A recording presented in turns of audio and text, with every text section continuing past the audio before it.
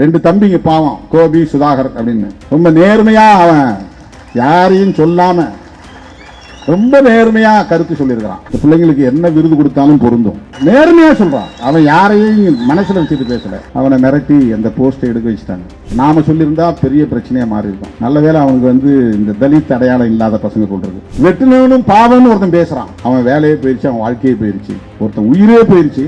அதை பத்தி அவன் கவலைப்படல. அவன் உள்ள போயிட்டா இனி அவன் வாழ்க்கையே போயிருச்சு, அதுக்காக அவன் கவலைப்படுறான். நேஷனல் கிரைம் ரெக்கார்ட் பியூரோ தருகிற புள்ளி விவரம், ஒவ்வொரு மாநிலத்திலும் இந்தியா முழுவதும் 192 ஆணவ கொலைகள். இது ரிப்போர்ட்டட். 12:30 மணிக்கு நான் விமான நிலையம் சென்று விமானம் பிடித்து திருச்சி வழியே பெரம்பலூர் செல்ல வேண்டும். மிகவும் கவலைக்கிடமான நிலையில் எனது சிற்றன்னை மருத்துவமனையில் அனுமதிக்கப்பட்டிருக்கிறார். இந்த ஆர்ப்பாட்டத்தை தள்ளி வைக்கிறோம் என்று ஜேக்கப், வன்னியரசு போன்றவர்களின் இடத்திலே நேற்று சொன்னார்கள். நானும் அதற்கு முதலில் தள்ளி வைப்பதுதான் சரியாக இருக்கும் என்று மிகுந்த துயரத்தோடு பதிலிருத்தேன். ஆனாலும்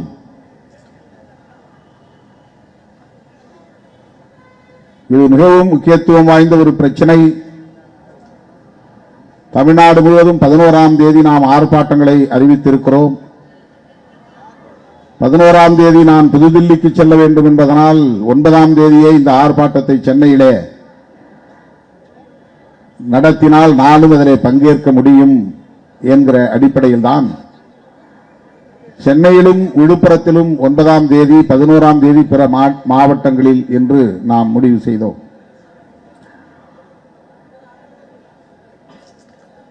சின்னம்மா அவர்களின் உடல் நலம் மிகவும் கவலைக்கிடமான ஒரு நிலையிலே, சுய நினைவற்ற நிலையிலே செயற்கை சுவாசத்தில் இருக்கிறார். கை கால்கள் கூட அசையவில்லை என்கிற ஆபத்தான நிலை. என்றாலும் இதனை தள்ளி வைத்தால் மறுபடி நடத்துவதற்கான சூழல் அமையாதோ என்கிற ஒரு கவலை எனக்கு மேலிட்டது. அடுத்தடுத்து வரக்கூடிய நாட்களில் மழை பெய்யும் சூழலும் இருக்கிறது. எனவே அறிவித்து போராட்டம் நடக்காமல் போய்விட்டது என்கிற ஒரு நிலை ஏற்பட்டு விடக்கூடாது என்ற எண்ணம் மேலிட்டது. எனவேதான் நான் பெரம்பலூரில் இருந்தே முகநூல் நேரலையில் 9ஆம் தேதி திட்டமிட்டவாறு ஆர்ப்பாட்டம் சென்னையிலும் விழுப்புரத்திலும் நடக்கட்டும், அதேபோல் இன்று இரவு அரூரிலே நடைபெறவிருக்கிற தீர்மான விளக்க பொதுக்கூட்டமும் தள்ளி போட வேண்டாம், நடக்கட்டும் என்று அறிவித்தேன். வலியோடு எடுத்த முடிவுதான், ஒரு கடினமான முடிவுதான்.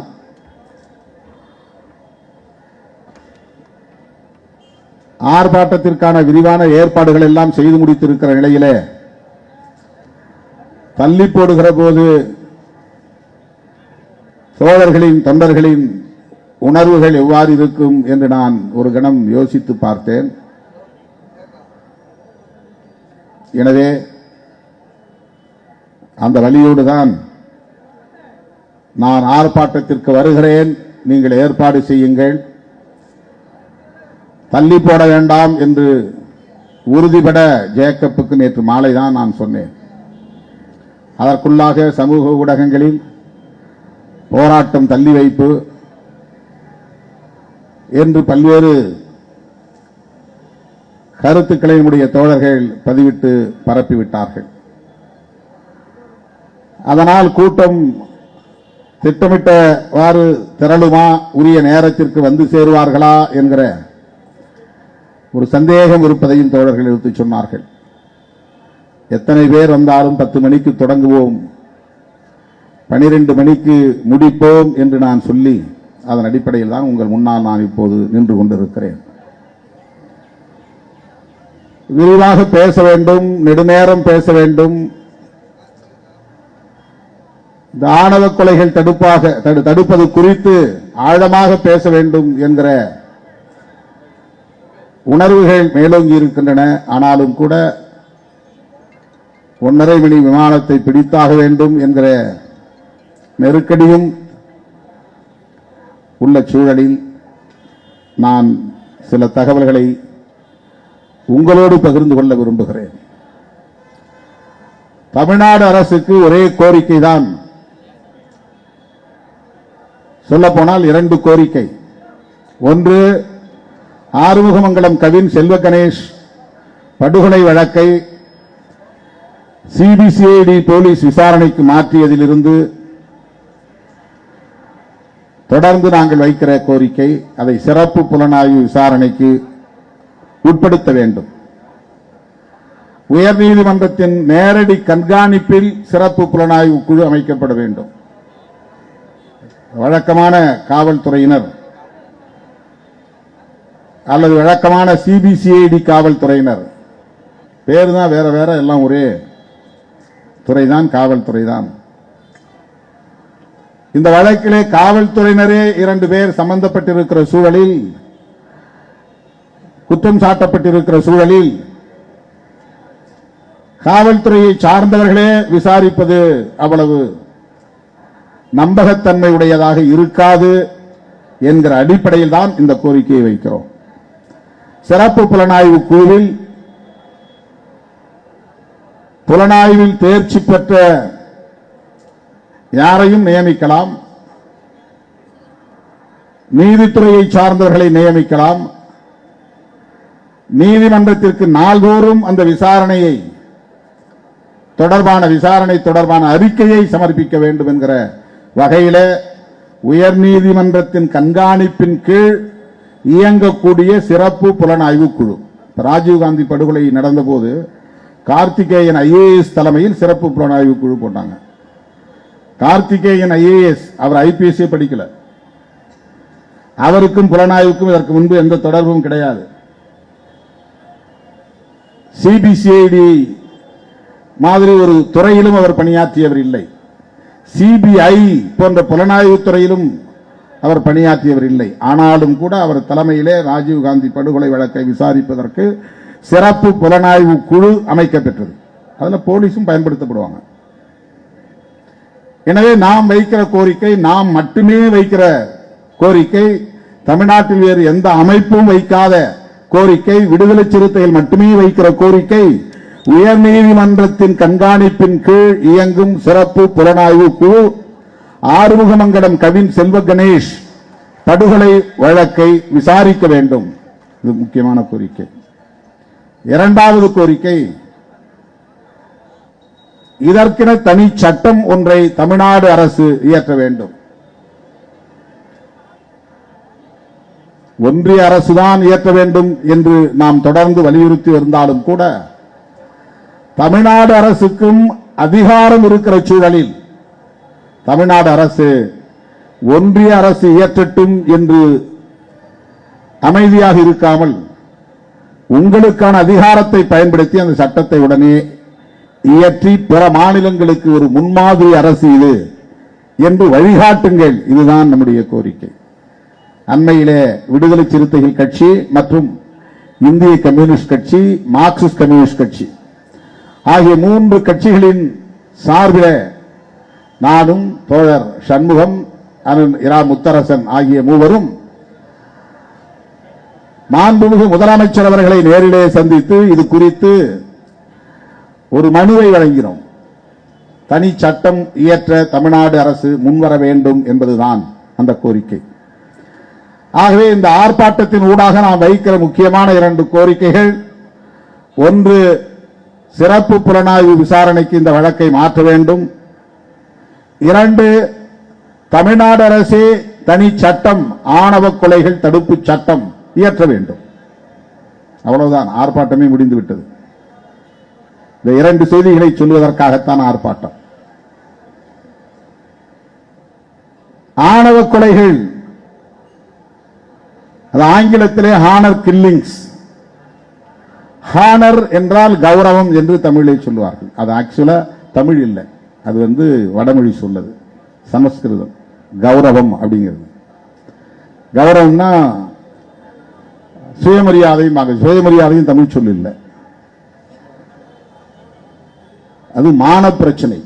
மானம், தன்மானம், குடும்ப மானம், சாதி மானம், சமூக மானம்.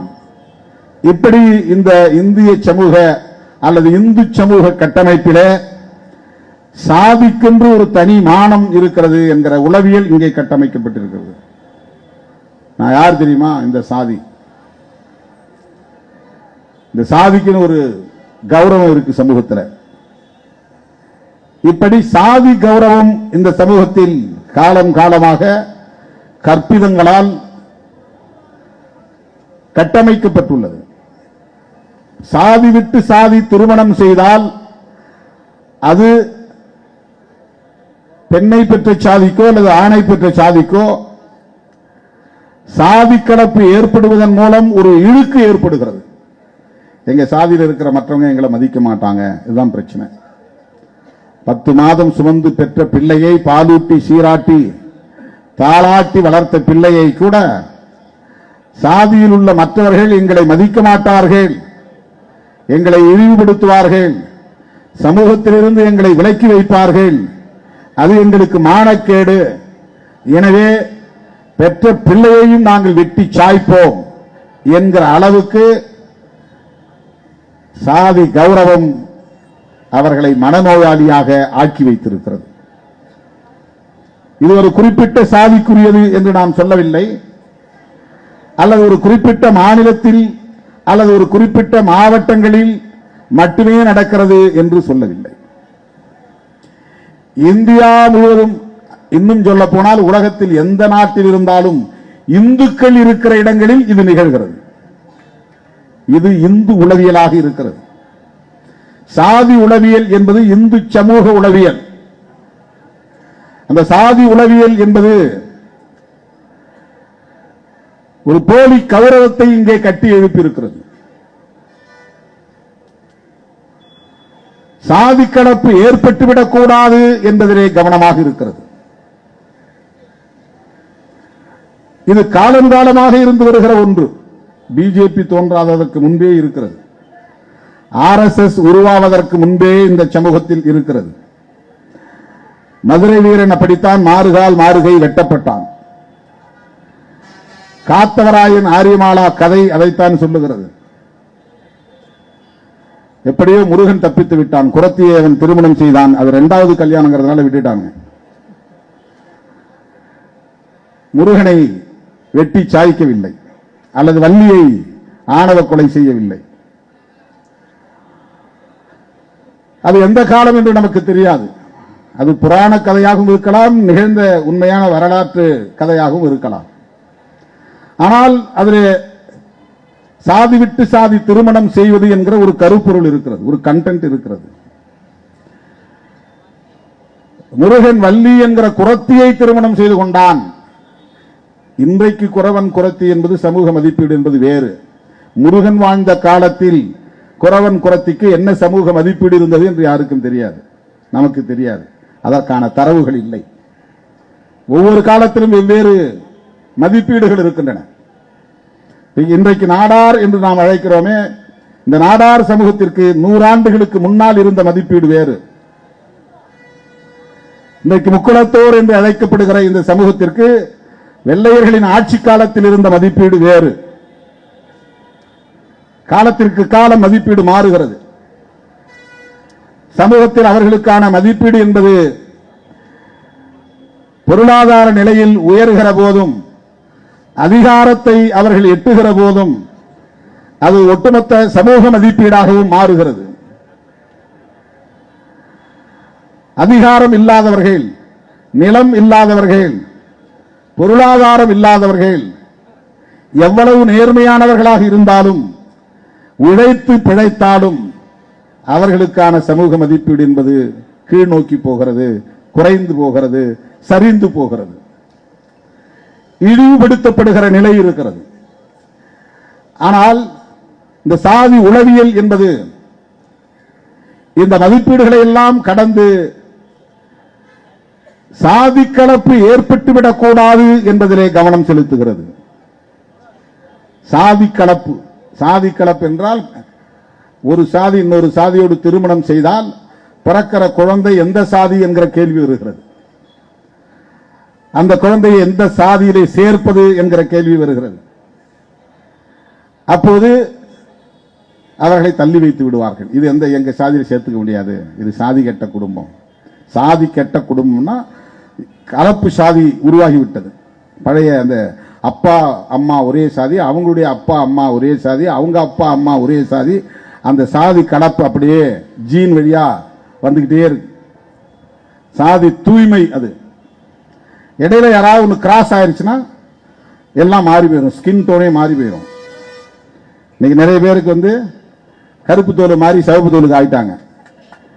சிவப்பு தோல் மாறி இருக்குனாலே எங்கேயோ கிராஸ் ஆயிருச்சுன்னு அர்த்தம். அது பல தலைமுறைக்கு முன்னாலே அதை மாறி இருக்கும். அப்படிதான் இதுதான் ஹியூமன் நேச்சர். இது ஒன்றும் தப்பு கிடையாது, இது தப்பு கிடையாது. ஹியூமன் நேச்சர், மனித வாழ்வியலில் தவிர்க்க முடியாத ஒரு இயற்கை போக்கு, அது இயங்கியல் போக்கு. இதை புரிந்து கொள்வதும் இதை அனுமதிப்பதும் தான் மனித நாகரிகம். அதுதான் நாகரிகம், அதுதான் சிவிலைசேஷன். இனக்கலப்பு நிகழும், சாதி கலப்பு நிகழும். எல்லாவற்றிலும் கலப்பு என்பதன் மூலம்தான் இனப்பெருக்கமே நிகழ்கிறது. ஹைபிரிடுங்கிறாங்களா, ஹைபிரிட்னா என்ன? ஒரு செடி ஒரு வகை இருக்கு, இது அது ஒரு சாதியா இருக்கும், இது ஒரு சாதியா, ரெண்டையும் சேர்த்து ஹைபிரிட். அங்க சாதி கலப்பு ஏற்பட்டோம். அதை ஒட்டு செடிம்பாங்க. ஒட்டு செடி கலப்பின வகை. இது ஒட்டு மாங்காவில் விதை இல்லாம வரும். இப்போ விதை இல்லாம வர்றதெல்லாம் ஹைபிரிட். இங்கிலீஷ்ல ஹைபிரிட்னுவாங்க, பொட்டானிக்கல் நேம். அது என்னன்னா சாதி கலப்புன்னு அர்த்தம். அங்க சாதியை போய் செடியை யாரும் கொலை பண்ண முடியாது. இந்த செடியும் அந்த செடியும் ஒன்னா சேர்ந்து புது செடி உருவாயிருச்சு. அதுக்கு என்ன பேரு? இந்த மாம்பழம் நாட்டு மாம்பழம், அதான் நாட்டு மாம்பழம். நாட்டு மாம்பழத்தில் ரொம்ப சுவை இருக்காது, அது ஒரு மாதிரி இருக்கும். சுவை கூடணும், சதை அதிகமாக இருக்கணும், கொட்டை சின்னதாக இருக்கணும், இல்லைன்னா கொட்டையை இல்லாமல் இருக்கணும். அதுக்கு கலப்பு உருவாக்குறான். அப்பதான் நிறைய உற்பத்தி. கலப்பு ஏற்பட்டால் தான் நிறைய உற்பத்தி. கலப்பு ஏற்பட்டால் தான் நிறைய ஃப்ளஷியான ஃப்ரூட்ஸ் கிடைக்கும், சதைப்பற்றுள்ள பழம் கிடைக்கும், சுவையுள்ள பழம் கிடைக்கும். இதை மனிதன் கண்டுபிடிச்சிருக்கிறான். மனித இனத்திலும் அப்படித்தான் கலப்பு ஏற்பட்டுத்தான் ஞானிகள் உருவாகிறார்கள். ஒரே சாதிக்குள்ள அக்கா புள்ள அத்தை புள்ள அக்கா புள்ள அத்தை புள்ளன்னு கல்யாணம் நொண்டி காடும். அதாவது காலு ஊனமும் கை ஊனமும் பார்வை இழந்தும் உடல் அங்ககீனமும் ஏற்படும். கைகால் அங்ககீனம் ஏற்படுறது என்னன்னா ஒரே சாதிக்குள்ள அகமண முறை வர்றதுனாலதான் வருது. பேச்சு வழக்கில் உண்டு, அது வேற மாற்றுத்திறனாளிகள் வருத்தப்படுவாங்க. அதற்காக வருந்துகிறேன், அதை சொல்லக்கூடாதுதான். நானும் சேர்ந்துதான் அந்த பிரச்சாரம் பண்றோம். இது நீண்ட காலமா பேசிட்டு வர்ற ஒரு பேச்சு வழக்கு. குழந்தைகள் அங்கவீனமாக பிறப்பதற்கு கால் கை இல்லாம போயிடும், குட்டையா பிறப்பாங்க, மூக்கு போயிடும், கண்ணுக்கு ஒரு மாதிரி உருவமா மாறி போயிடும், குறை உறுப்புகள், மூளை வளர்ச்சி இல்லாம போயிடும். இதெல்லாம் எதனால வருதுன்னா சொத்து போயிடக்கூடாதுன்னு அக்கா பிள்ளைக்கே அத்தை பிள்ளைக்கே மாறி மாறி ஒரே வீட்டுக்குள்ளே கல்யாணம் பண்ணிக்குவாங்க. இப்படி அப்படி சுத்தி அக்கா முறை வருது தங்கச்சி முறை வருதுன்னா அது பரவாயில்ல விடுறாம்பா. இப்போ ஏன்னா சொத்து செய்யறது இல்லை. ஏக்கர் கணக்கில் சொத்து, நகை நட்டு, ஆடு மாடு, இது ஆணவ கொலைகள் நடப்பதற்கு சொத்து ஒரு காரணம். அவ்வளவு சொத்து சேர்த்து வச்ச கடைசியில் போய் இந்த பயிருக்கு கொடுக்கணுமா? அதான் உங்களுக்கு பிரச்சனையே. சாதி மட்டும் சாதி கௌரவம் மட்டும் காரணம் கிடையாது. ஒரே ஒரு பொம்பளை பிள்ளை, அந்த பொம்பளை பிள்ளைக்காக நான் இவ்வளவு சொத்து சேர்த்து வச்சிருக்கிறேன், இதெல்லாம் எங்க போய் கொடுப்பேன் நான்? யாரோ ஒரு பையன் தெருவில் போனவன் திடீர்னு லவ்னு என் பிள்ளைய அழைச்சிட்டு போயிட்டான். இவ்வளவு சொத்தையும் அவனுக்கும் அவன் குடும்பத்தை சார்ந்தவங்களுக்கு போய் சேரணுமா? இதுதான் பிரச்சனைங்க. எக்கனாமிக்கல் ஃபேக்டர் இருக்குதுக்குள்ள. ஒரே சாதிக்குள்ளே கூட ஏழையா இருந்தா கொடுக்க மாட்டான். அவன் ஒண்ணுமில்லாத பையன் என் பிள்ளை கொண்டு போய் கஞ்சி ஊத்துவானா? பட்டினி கிடக்குமா என் பிள்ளை? அவனுக்கு ஏதாவது இருந்தா தானே, நிலப்புலம் இருந்தா தானே. இது எல்லா சாதிக்குள்ளேயும் இருக்கு, எல்லா சாதிக்குள்ளேயும் இது இருக்கு. இது ஏதோ எஸ்சி பிசி பிரச்சனைங்கிற மாதிரி பாக்குறாங்க. கிடையாது, எஸ்சி பிசி பிரச்சனை கிடையாது. இது ஒவ்வொரு சாதிக்குள்ளேயும் நடக்குது, எஸ்சிக்குள்ளேயும் நடக்குது. எஸ்சிக்குள்ள வேற வேற சாதிக்குள்ள மட்டும் இல்ல, ஒரே சாதிக்குள்ளேயும் நடக்குது. அவன் வகையறான்னா என் வகையறான்னா வகையறாக்குள்ள வந்துருவான். அவன் குலதெய்வம் என்ன என் குலதெய்வம் என்ன சாமி கும்பிட்ற வகையறாக்குள்ள போயிடுவான். அவனுக்கு என்ன இருக்கு? அவன் மாடு மேய்க்கிறவன் அவனுக்கு போய் அவன் பிள்ளைய கொடுக்கறதாம்பான். அவனுக்கு ஒண்ணுக்கு போறதுக்கு ஒரு இடம் இருக்காம்பா, ஒண்ணுக்கு போற அளவுக்கு ஒரு இடம் இருக்கா அவனுக்கு எப்படிமா? உட்கார்ந்து ஒண்ணுக்கு போற அளவுக்கு சிறுநீர் பெய்யக்கூடிய அளவுக்காக அவனுக்கு சொந்த இடம் இருக்கா? ஒன்றும் இல்லை, புறம்போக்கில் கிடக்கிறான். போடா புறம்போக்கும்பா. இதெல்லாம் எங்கிருந்து வருகிறது? இது பொருளாதார அளவுகோலில் இருந்து வருகிறது. ஆகவே பெண்ணுக்கு நல்ல இடத்திலே மாப்பிளை பார்க்க வேண்டும், அவள் எதிர்காலத்திலே நல்ல குடும்பத்தில் போய் வாழ வேண்டும் என்று விரும்புவது தவறில்லை. இது மனித இயற்கைதான். நல்ல பழக்க வழக்கம் உள்ளவனுக்கு திருமணம் செய்து வைக்க வேண்டும் என்று விரும்புவது தவறில்லை, அதுவும் மனித இயற்கைதான்.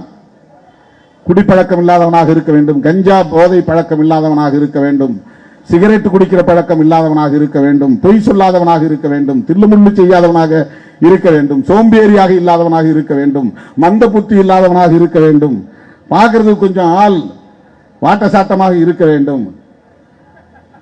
இதையெல்லாம் பார்க்கறது தவிர்க்க முடியாது. குடும்ப இல்லற வாழ்க்கையை தேர்வு செய்கிற போது பெற்றோர் இந்த மதிப்பீடுகளை எல்லாம் அளவுகோல்களை எல்லாம் வைப்பது தவிர்க்க முடியாது, இல்லை என்று நாம் சொல்லவில்லை. ஆனால் சாதி விட்டு சாதி திருமணம் செய்யக்கூடாது என்பதிலே ஒரு சனாதன கருத்து இருக்கிறது. சாதி கலப்பு ஏற்பட்டுவிடக் கூடாது, சாதி தூய்மைவாதம் இங்கே பாதுகாக்கப்பட வேண்டும் என்பது சனாதனத்தின் உச்சம். அகமண முறை, சாதி விட்டு சாதி திருமணம் செய்வது, மதம் விட்டு மதம் திருமணம் செய்வது புறமண முறை.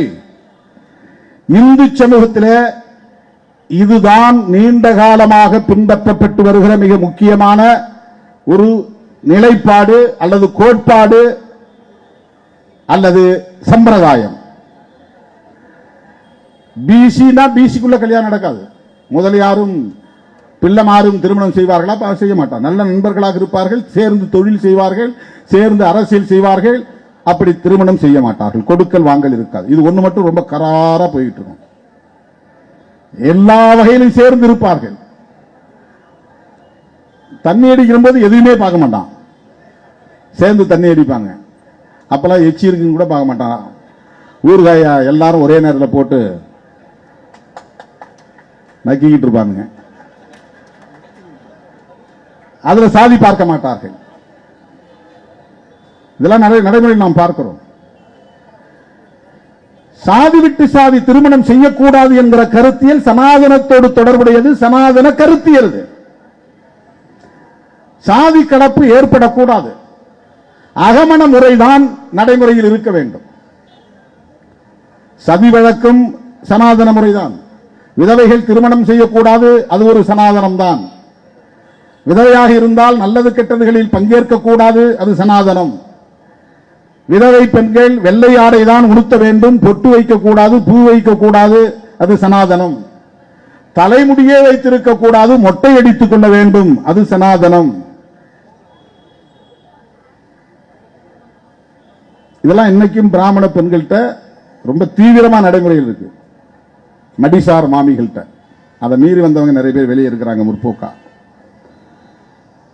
எவ்வளவு இளம் வயதிலே திருமணம் செய்து கணவனை இழந்தாலும், 12 வயதிலே விதவையானால் அவள் 92 வயது வரையில் வாழ்ந்தாலும் அவள் தன் உணர்ச்சிகள் அனைத்தையும் தேவைகள் அனைத்தையும் சுருக்கி கொண்டு கட்டுப்பட்டு ஏதோ ஒரு ஆணுக்கு கட்டுப்பட்டு அவள் வாழ வேண்டும் என்பது இந்த சமூகத்திலே நீடிக்கிறது. அதுதான் சனாதனம். பெண்களை ஒடுக்குவது, ஏன்னா பெண் தான் இனப்பெருக்கத்தின் மூலாதாரம். அடுத்த வாரிசுகளை உருவாக்குவதற்கான மூலாதாரம். எனவே பெண்களை தன் கட்டுப்பாட்டுக்குள்ளே வைத்துக் கொண்டால் சாதி கலப்பு ஏற்படாமல் சாதி தூய்மையை காப்பாற்றிவிட முடியும், சாதி கௌரவத்தை காப்பாற்றிவிட முடியும். விதவையாய் இருப்பவள் கணவன் இறந்த பிறகு உயிரோடு வாழ்ந்தால் அவள் நடத்தை கெட்டவனாக மாறிவிடுவாள். அதன் மூலம் குடும்ப மானமும் போகும், சாதி மானமும் போகும். எனவே அவள் விருப்பம் இல்லாமலேயே அவளை தூக்கி உடன்கட்டை ஏற வைப்பது, உயிரோடு கொளுத்துவது என்கிற நடைமுறை இந்தியாவிலே உத்தரப்பிரதேசம் போன்ற மாநிலங்களிலே நீண்ட காலம் தீவிரமாக இருந்தது. இப்போதும் அது நீடிக்கிறது. அதை யாரும் கட்டுப்படுத்த முடியல. ஏன் நாம் ஆணவ கொலைகளை எதிர்க்கிறோம் என்பதற்கு இதுதான் காரணம். யார் வேணாலும் எவனை வேணாலும் கல்யாணம் பண்ணிட்டோம் அப்படின்னு நம்ம போறப்போ கூட சொல்லல. அதையெல்லாம் நீங்க ஏத்துக்கிட்டு போகணும் அப்படின்னு நாம சொல்லல.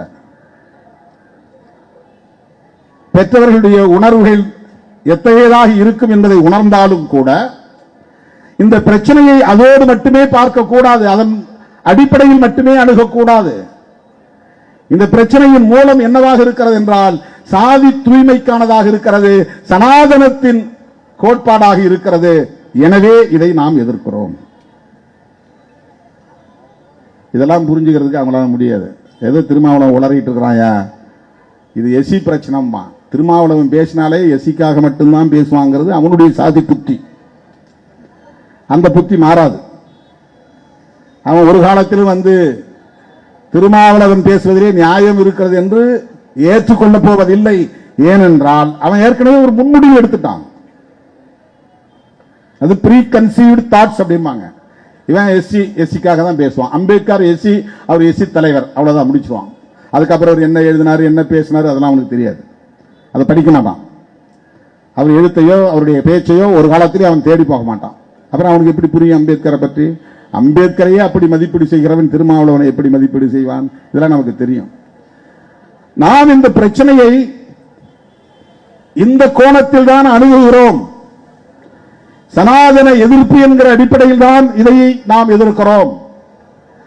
இன்றைக்கு சாதி பெருமிதங்கள், ஆண்ட சாதி,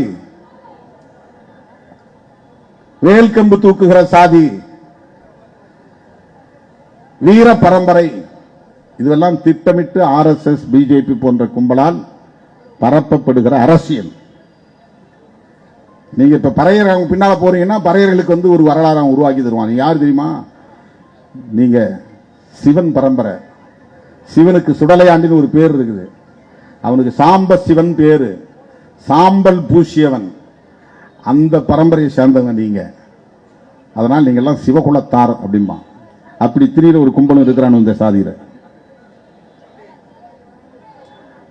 பெருமாளை பற்றியும் கதை இருக்கு. பெருமாளோட மகாவிஷ்ணுவோட சம்பந்தப்படுத்தி இந்த சமூகத்தை பெருமைப்படுத்தி நீங்கெல்லாம் எங்க பின்னால வாங்க, எங்க பின்னால வாங்க.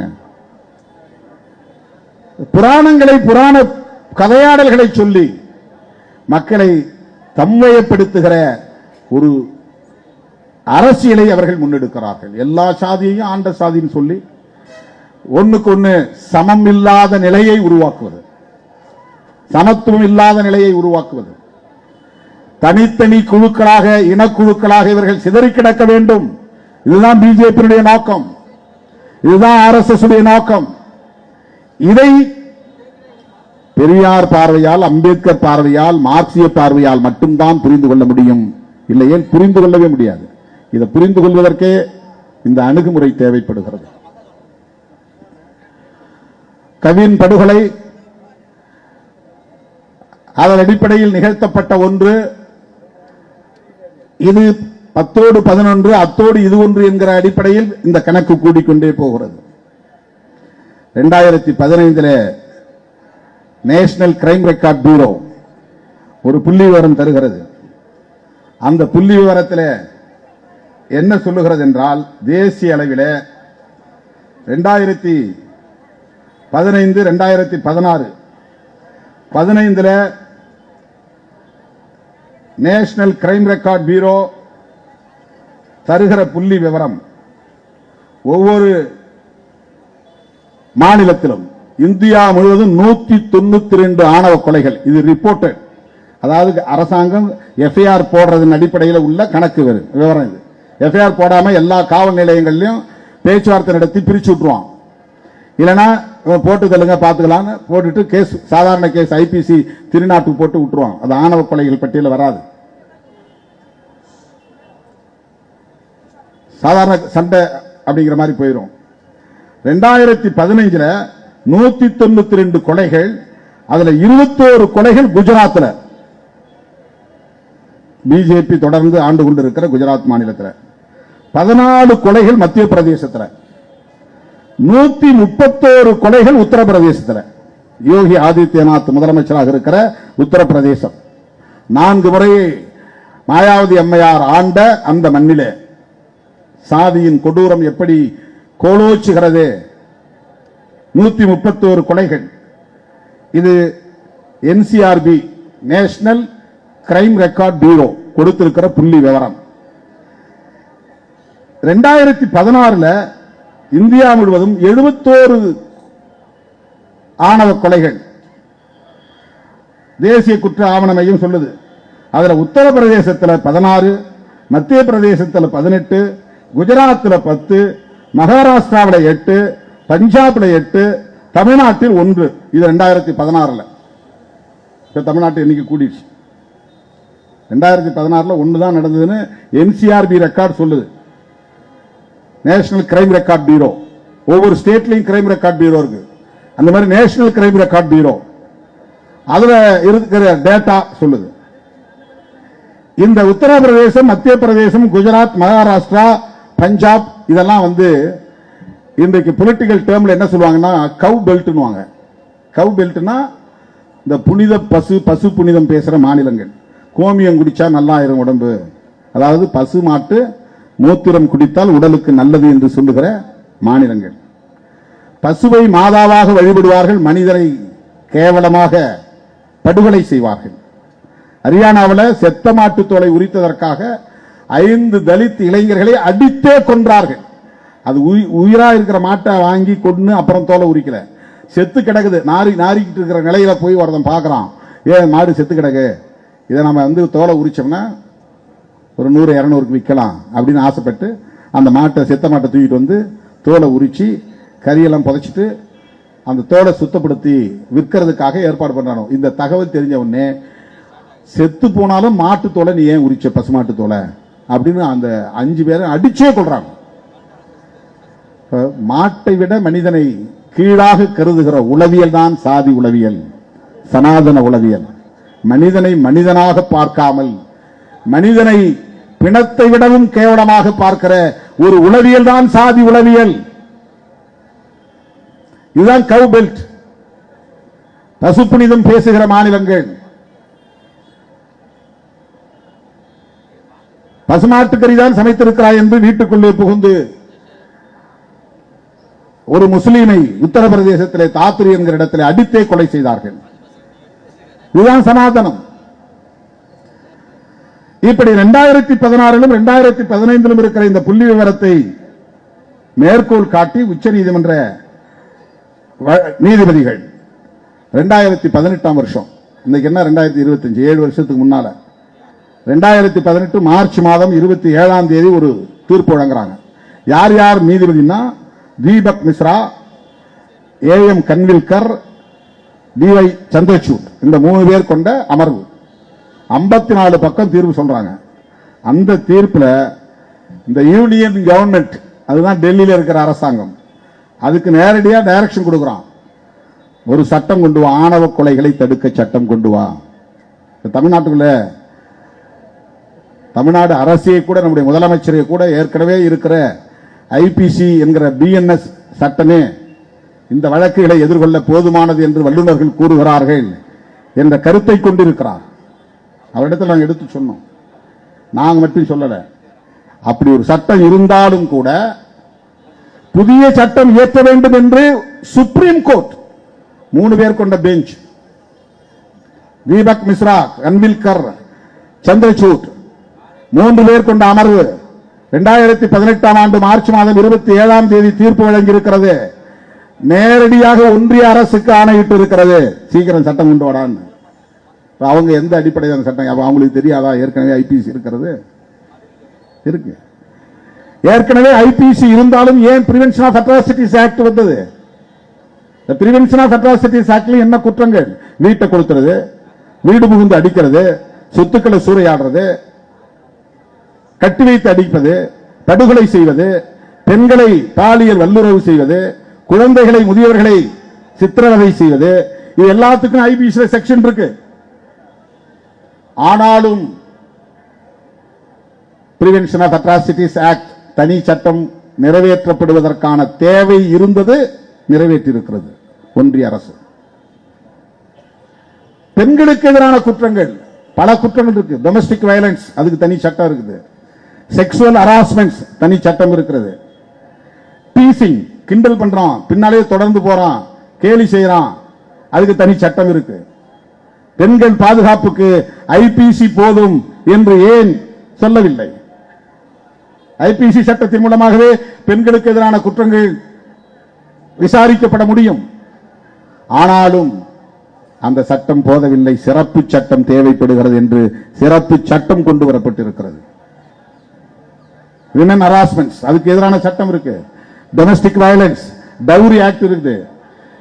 கல்யாணம் ஆகி 7 வருஷத்துக்குள்ள ஒரு பெண் எந்த நிலையில் பாதிக்கப்பட்டாலும் டவுரி ஆங்கிள் விசாரிக்கணும் சட்டம் சொல்லுது. அவன் உடல் நலம் பாதிக்கப்பட்டு இறந்தா கூட உடனே ஆர்டிஓ வந்துருவாங்க, ஆர்டிஓ என்கொயரி. அவன் எப்படி செத்தா, ஏன் செத்தா, யாராவது டவுரி கேட்டீங்களா, அப்பாவை கூப்பிட்டு விசாரிக்கணும், அம்மாவை கூப்பிட்டு விசாரிக்கணும், அதாவது மாமனார் மாமியாரை கூப்பிட்டு விசாரிக்கணும், நாத்தனாவை கூப்பிட்டு விசாரிக்கணும், கொழுந்தனை கூப்பிட்டு விசாரிக்கணும். டவுரி சம்பந்தமான எந்த ஹராஸ்மெண்ட்ஸ் நடக்கலங்கிறத ரூல்ட் அவுட் பண்ணாதான் அந்த பணத்தை எடுத்து அடக்கம் பண்ண முடியும். ஐபிசி இருந்தா அந்த சட்டம் வந்து அந்த இந்த விசாரணைகள்லாம் நடக்காது. ஒரு கேஸை போட்டு சாதாரணமான தாக்குதல், வன்முறை 307 அல்லது 302, 506(2) இதெல்லாம் போட்டுருவாங்க. இப்ப பிஎன்எஸ்ல மாறி போச்சு அந்த செக்ஷன்லாம். இப்ப அது இல்ல, ஐபிசி இருந்தவர்கள் அந்த செக்ஷன்ஸ். எனவே ஏற்கனவே ஐபிசி சட்டம் இருந்தாலும் பெண்களுக்கு எதிரான குற்றங்களை தடுப்பதற்கென்று சிறப்பு சட்டங்கள் இயற்றப்பட்டிருப்பதை போல ஏற்கனவே ஐபிசி சட்டங்கள் இருந்தாலும் கூட தலித் மக்களுக்கும் பழங்குடி மக்களுக்கும் பாதுகாப்பு அளிக்க வேண்டும், வன்கொடுமைகளை தடுக்க வேண்டும் என்பதற்காக தனி சட்டம் இயற்றப்பட்டிருப்பதை போல ஆணவ கொலைகளை தடுப்பதற்கு தனி சட்டம் வேண்டும் என்று உச்சநீதிமன்றம் சொல்லியிருக்கிறது.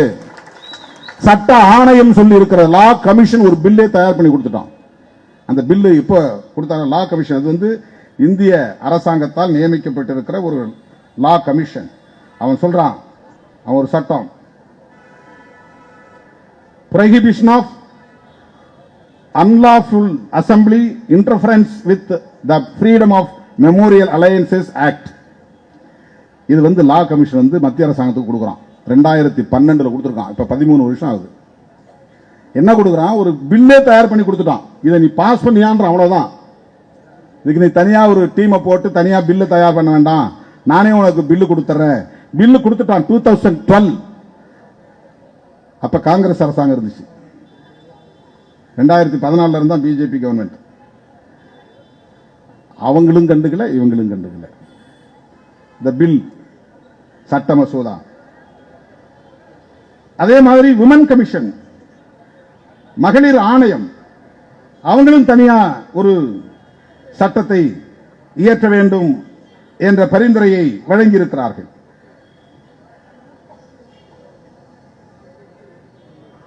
அது மட்டும் இல்ல, வி ராமசுப்ரமணியம் ஹைகோர்ட்ல ஒரு தீர்ப்பை கொடுத்திருக்கார். அவர் ஹைகோர்ட்ல உசிலம்பட்டி திலீப் குமார் வழக்கு உயர்நீதிமன்றத்தில் 2016 ஒரு தீர்ப்பு கொடுத்திருக்கிறார். அது ஒரு புத்தகமாக வெளியே வந்திருக்கு.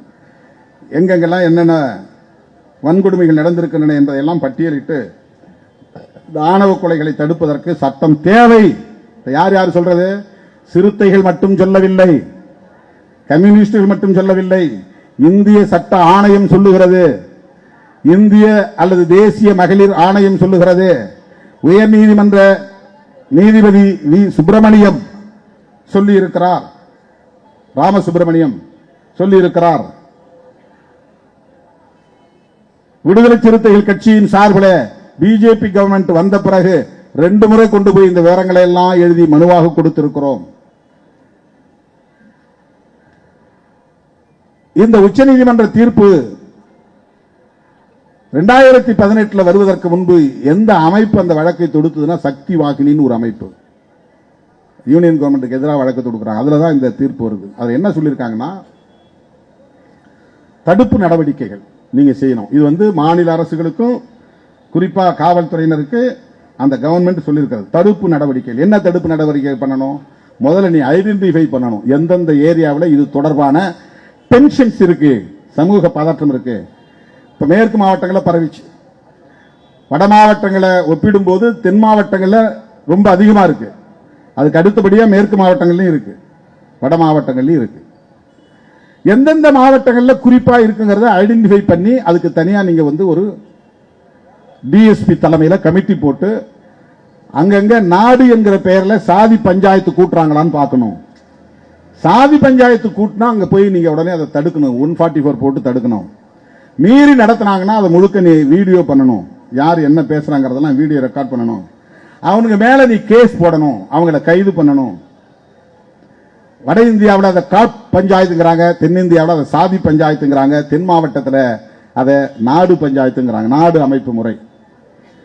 வேளவளவு முருகேசனை கொள்றதுக்கு திடீர்னு ஒரு கும்பல் வந்து கொன்றுல, மந்தையில் அவன் கூட்டம் கூட்டுறான், நாடு நாடுங்கிற அமைப்பு முறை கூட்டுறான், கூட்டத்தில் வெளிப்படையா பேசுறான், முடிவெடுக்கிறான். இது கவர்மெண்ட் உங்களுக்காக ஒதுக்கி இருக்கலாம், ஆனா நாங்க விட மாட்டோம், இது எங்களுக்கான பஞ்சாயத்து.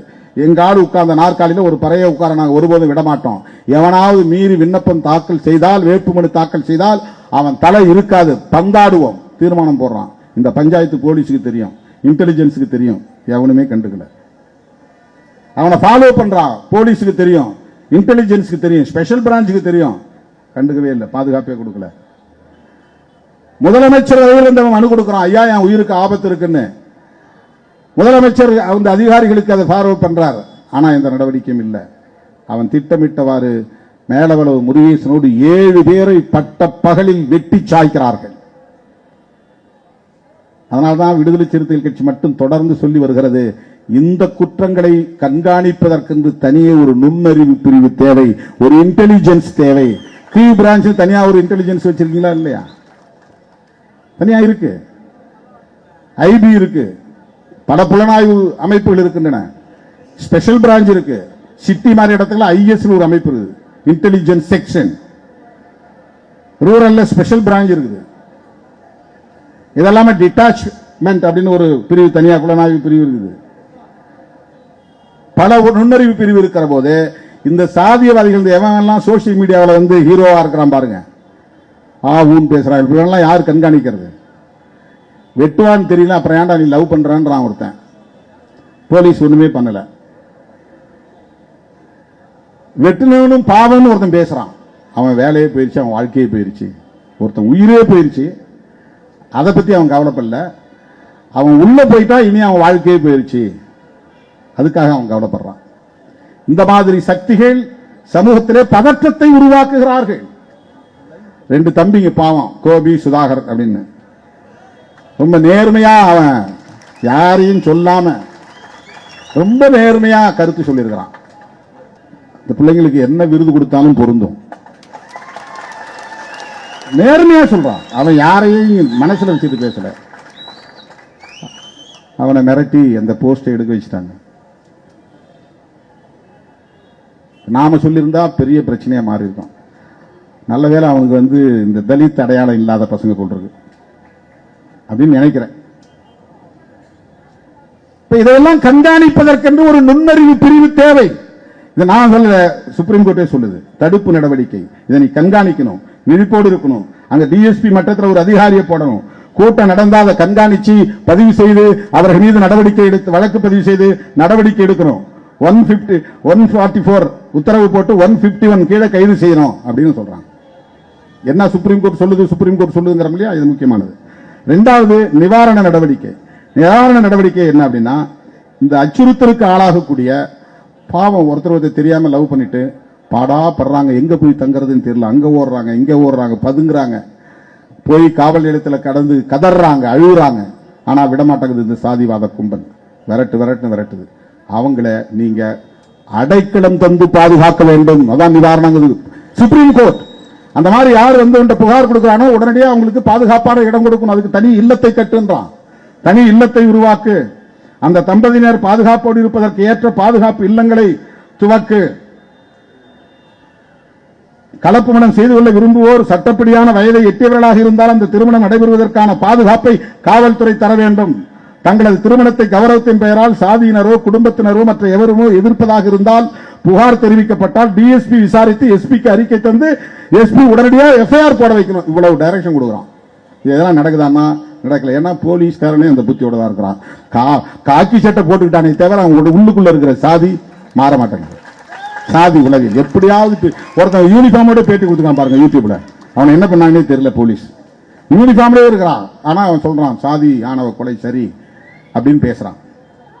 அதற்கடுத்து தண்டனை. இந்த 3 பரிந்துரைகள் தான். தண்டனை என்னன்னா, இந்த வழிகாட்டு நெறிமுறைகளை காவல்துறையை சார்ந்தவர்களோ மாவட்ட அதிகாரிகளோ பின்பற்ற தவறினால் போய் எஃப்ஐஆர் இன்னைக்கு வன்கொடுமை தடுப்பு சட்டத்திலே நான் போய் புகார் கொடுத்தா அந்த புகார் அவன் வாங்கலன்னா அந்த போலீஸ் மேலேயே 41A என்ற செக்ஷன் பிரகாரம் அவன் மேலேயே வழக்கு பண்ணி அவனை சஸ்பெண்ட் பண்ணணும்னு பிரிவென்ஷன் ஆஃப் அட்ராக்ட் ஆக்ட் சொல்லுது.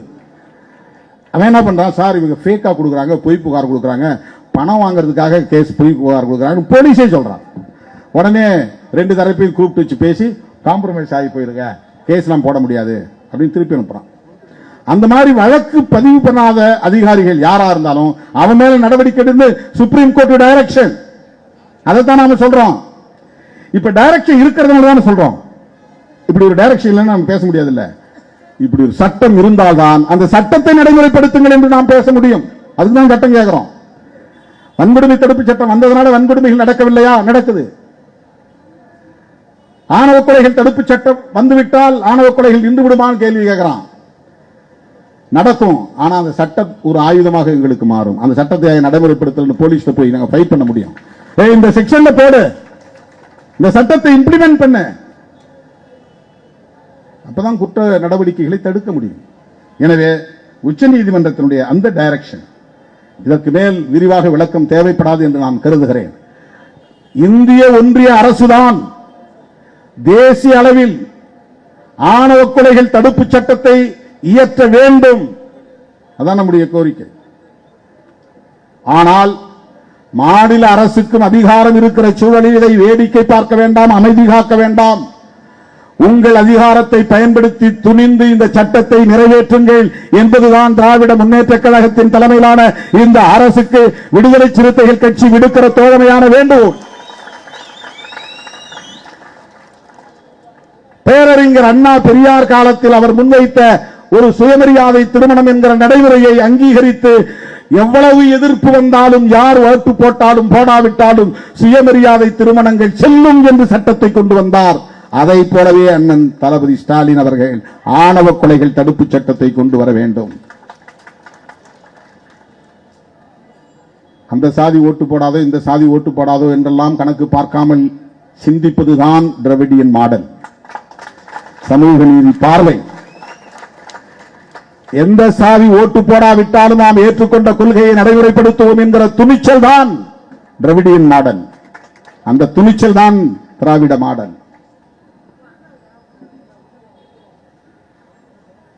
எத்தனையோ பல சட்டங்கள் அப்படி இயற்றப்பட்டிருக்கின்றன. சாதி எதிர்ப்புகளை மீறி இன்றைக்கு திராவிட முன்னேற்ற கழகத்திற்கும் திராவிட முன்னேற்ற கழகத்தின் தலைமையிலான கூட்டணிக்கும் பெருமளவில் ஆதரவு தெரிவிக்கக்கூடிய வாக்காளர்கள் இந்த ஒடுக்கப்பட்ட சமூகத்தை சார்ந்தவர்களாக இருக்கிறார்கள் என்கிற அந்த உரிமையோடும் நான் சொல்ல கடமைப்பட்டிருக்கிறேன். ஆனாலும் இது ஒடுக்கப்பட்டவர்களுக்கான பிரச்சனை அல்ல, இது ஒட்டுமொத்த சமூக பிரச்சனை. இது இந்தியாவுக்கு வழிகாட்ட வேண்டிய பிரச்சனை. ராஜஸ்தானிலேயே இப்படி ஒரு சட்டம் வந்திருப்பதாக சொல்லப்படுகிறது. மிகவும் பிற்போக்குத்தனமான மாநிலங்களில் ஒன்றான ராஜஸ்தானிலேயே ஆணவ கொலைகளை தடுப்பதற்கு சட்டம் வந்திருக்கிறது என்றால் முற்போக்கு அரசியலை பேசும் தமிழ் மண்ணிலும் இப்படி ஒரு சட்டம் தேவை தேவை தேவை என்பதை சொல்லி திராவிட முன்னேற்ற கழகத்தின் தலைவர், மதசார்பற்ற முற்போக்கு கூட்டணியின் தலைவர் அண்ணன் தளபதி அவர்களுக்கு இந்த வெளிப்படையான வேண்டுகோளை வைத்து முடிக்கிறேன். நன்றி, வணக்கம்.